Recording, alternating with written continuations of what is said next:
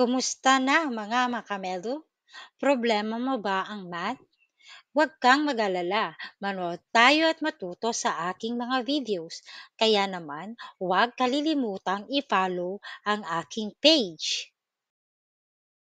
Ang ating pag-aaralan ngayon ay tungkol sa subtraction of integers.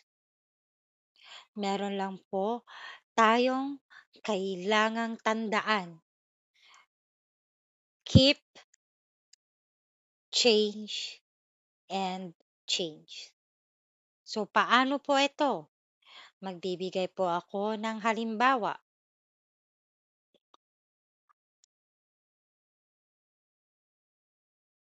Negative 3 minus 8. Okay, tignan po natin mabuti ito. Ano ang sign ni 3? Negative. Ang sign ni 8 ay positive. So, gawin lang po natin tong keep, change, and change. We have to keep. Huwag po nating papalitan yung sign ni negative 3. And then, ito ay magiging positive. Ito ay from positive, magiging negative. At kung napapansin po ninyo, ang ating operation ngayon ay, yes, very good, addition of integers. At kung napanood ninyo ang aking mga video about it, alam po natin kung ano ang gagawin natin sa problem na to. Pero kung hindi, tignan nyo lang po ang comment section, ibibigay ko po doon or i-comment ko po doon yung link sa video na ito. Okay? So, ano po ang gagawin natin? Kung mapapansin natin, parehas na po ang kanilang sign. Kaya meron tayong negative 3 plus negative 8. Pag parehas ang sign, kailangan mong i-add yung number which is 8 plus 3 is 11.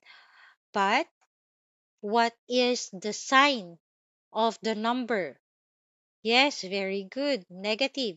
We need to follow the sign of the numbers given. Now, let's have example number 2. Negative, or no. Yes, negative 3 plus negative, subtraction pala. Negative 3 minus negative 8. Ang mapapansin po natin dito, we have to keep, so negative pa rin. And then we have to change and change. Ngayon, meron na naman tayong addition of integers. Kaya, mapapansin natin dito, negative 3 plus positive 8, magkaiba ang kanilang sign, kaya ang gagawin natin ay subtraction. 8 minus 3 is 5. At since magkaiba ang kanilang sign, we have to follow the sign of the greater number or susundan or isusulat natin yung sign ng mas malaking number. Alin sa kanilang mas malaki? 8 or 3? Yes, very good. 8. And ang sign ng 8 ay positive. As I mentioned before, you don't need to write the sign of positive anymore. It is already considered as positive. Now, ang tanong, ano naman kaya ang sagot sa negative 20 minus 5 at 20 minus negative 5? I-comment lang sa baba ang inyong mga sagot. Goodbye everyone! Maraming salamat sa panonood. Don't forget to follow us. Please share para matuto ang lahat.